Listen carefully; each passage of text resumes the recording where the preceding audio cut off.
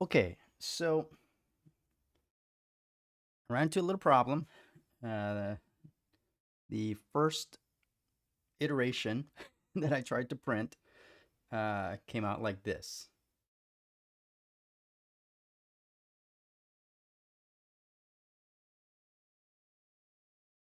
And as you can see by my model, it's missing that lip at the bottom. There should be a lip. So for some reason, the printer didn't print it. And so I was kind of messing around with Kira, the slicer software. And apparently, so I had it laying flat like this, right? Like that. It was supposed to print flat like that. And it didn't like it. For whatever reason, I just couldn't get that lip to show up. So what I had to do then was print it like that. And then like that. And then it printed. So this is the final version, right? And so you see it has the lip at the bottom that's supposed to hold the iPad in, right? Uh, Another problem I ran into was after the first version was done, I said, oh, I'll just check to see if I got the measurements right.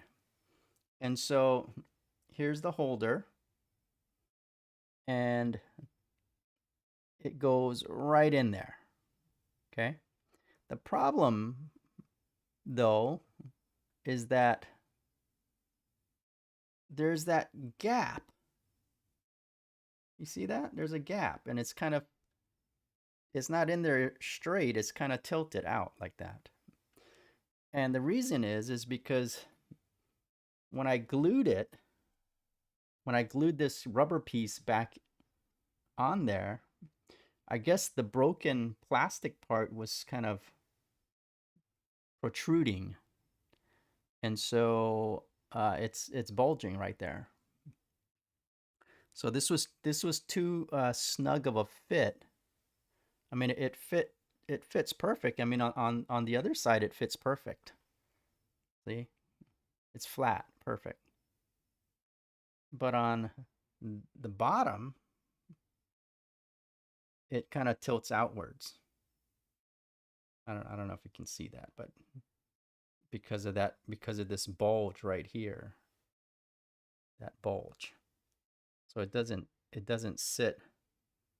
I don't know if you can see that. It doesn't sit flush. So what I did was I had to go back into Blender, and I took off a couple of millimeters. In fact, I think I took off just I think I took 2 millimeters off. And so this is the final version right here. I don't know why. I mean, every part. This is the lowest setting. I this was on standard settings, so the layering. I don't know if you can see the layering, the little lines there. You can see that in the light. There's you can see the lines. It's a finer line than on this guy, but it still comes out really nice. But for some reason, I don't know if there was like some residue on my print bed, but you see that little kind of deformation there. I don't know what that. I mean, it doesn't affect anything. It just looks kind of weird. But at least this one came out with the lip, right? So, uh,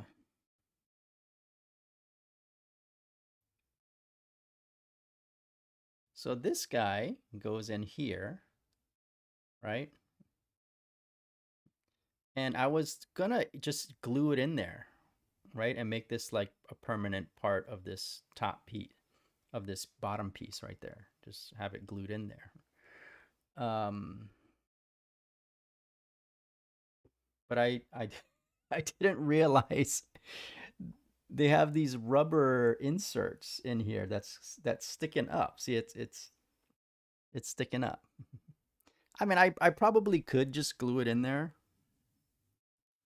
uh, but yeah, I didn't anticipate. I thought this was just gonna be flat, but I guess this is so that your iPad doesn't scratch. This is like a rubber piece there. So what I'll do is just to test it out and to keep it in place. So I'm gonna glue this overnight. Uh, I'm just gonna just kind of wrap a piece of like this is a hairband. It's not my hairband, but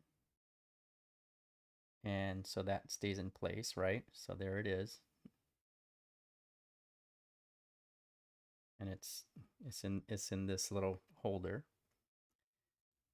and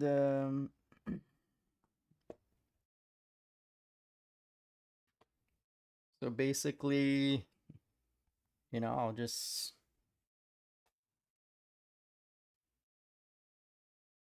stick it in there, push the bottom down, and and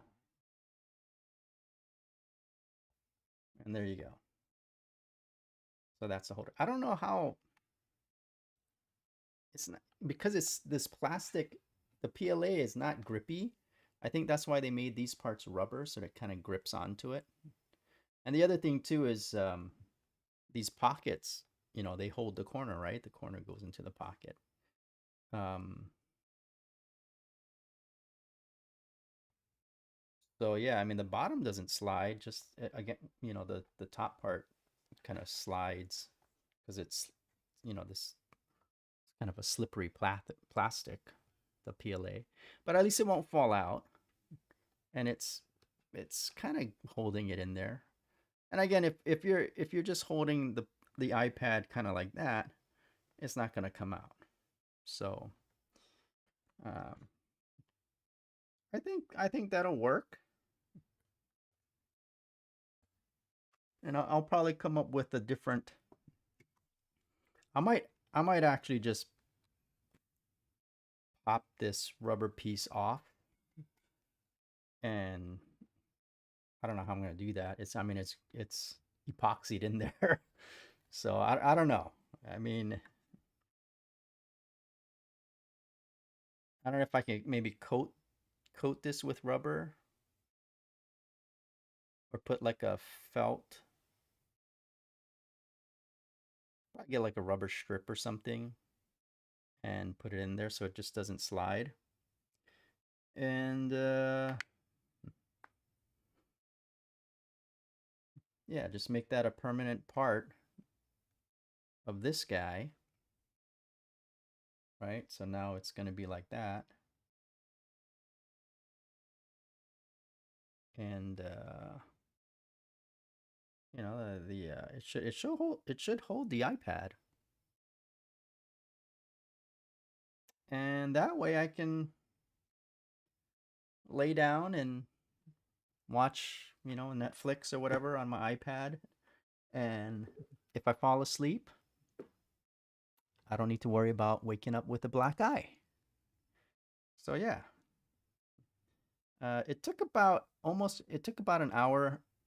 This guy took a little bit over an hour uh, because of the finer settings, and it used a little bit more filament. This guy, after I reduced it down to the lowest resolution, this guy was just under an hour to print. So yeah, I mean, it took me like an hour to design it because I'm not really a Blender expert. I'm pretty sure like if you're a whiz and at 3D design and using 3D software, you could probably whip something up pretty quickly. But yeah, I mean, this has been broken for like several months. So, uh, and honestly, I think I bought the stand and you know this whole thing, the whole contraption. I think it was like $30. So, I mean, I could have just bought another one, but this is like 2 hours, and the amount of filament is like the cost is negligible. I mean, this is like pennies. A roll of filament, I think it's 2 pounds, 2 kilograms, something like that, for $20. And this used, I don't know. In Cura, it tells you. Let me bring it up again. Corner block.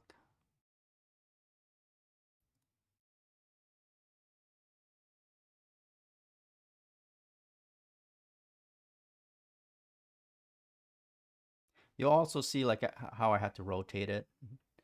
Uh, my great idea of having it print flat like this didn't work out, so I ended up having to print it standing up like that.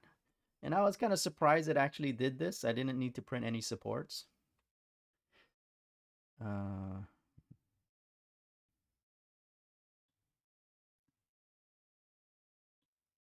well, that's weird that my project didn't get saved.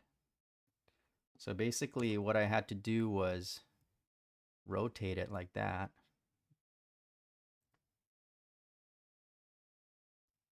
And yeah, so I kind of printed it like that. And it's on low quality. And it was 7 grams out of 2 kilograms of filament to print it. So the cost is negligible. It's just a time issue.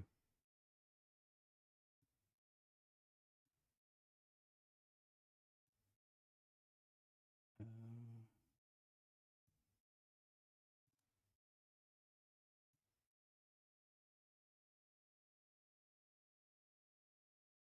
yeah, and so that's it. Um, let's see. I think I have.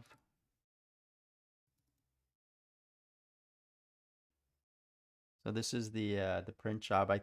It took an hour.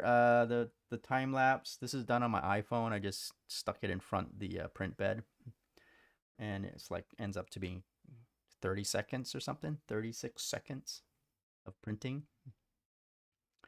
So the bed is you have to level the bed before you do every print. The way the bed is supported by these really crappy thin springs. And so every time you move the bed, you take the print off or whatever, the bed kind of like it's there's 4 springs, right? So it can move in like 4 different directions. And if it's not completely level, you know how the print head is moving. If the bed is tilted or not close enough to the print head, then the laying of the filament doesn't stick to the bed. So that's why you see. Oh, you can't see my cursor. The bottom right, right there. See how that uh, filament is not sticking to the bed. So I was just a little bit too high off the bed. The more advanced 3D printers, they have a sensor, so you don't need to do that. Every time you start to print, it does kind of its own calibration on different spots on the bed to make sure that the nozzle is the correct distance away from the bed. But this is a cheap, it's very popular, Ender 3 and from Creality, and it doesn't have that. It's very bare. It's bare bones, very basic.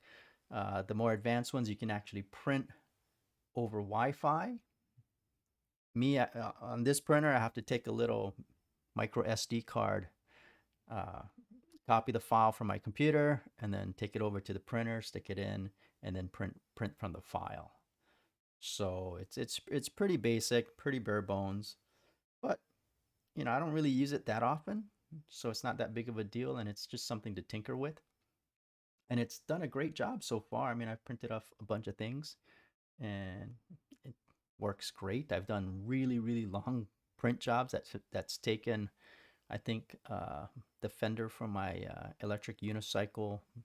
It's probably the biggest thing I've printed. It's kind of like that big, and it's pretty big. It uses a lot. It ate up a lot of my filament, but boy,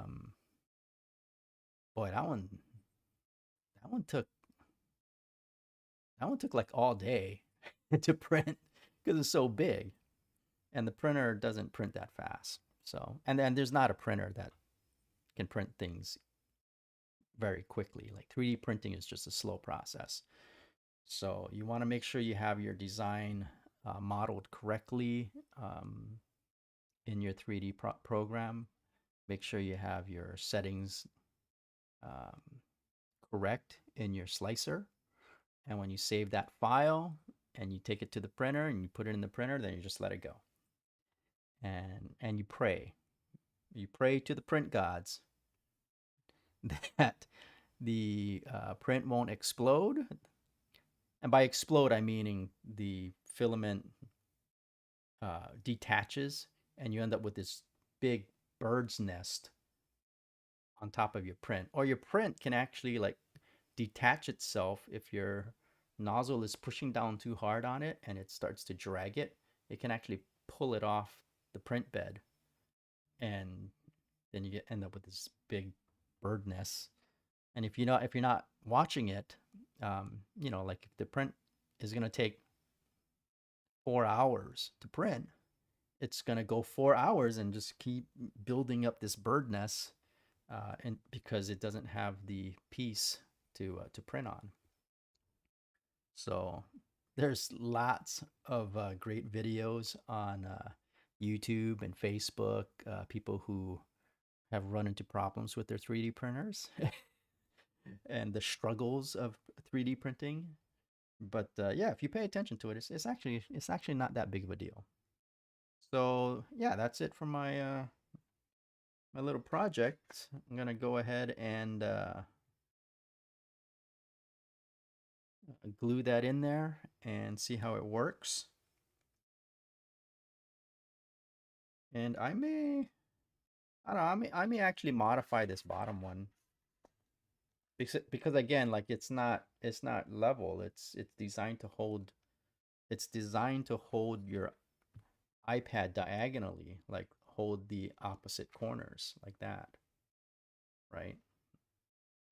So this thing is not, like if you, it's not designed to hold something like that. So actually, what I should have done was have this thing maybe come out wider, right? Right, come out more on both sides, um, to hold it straighter. Uh, but something I can always mess with that later. But anyway, that's my fixing my iPad. Um, yeah, that's it.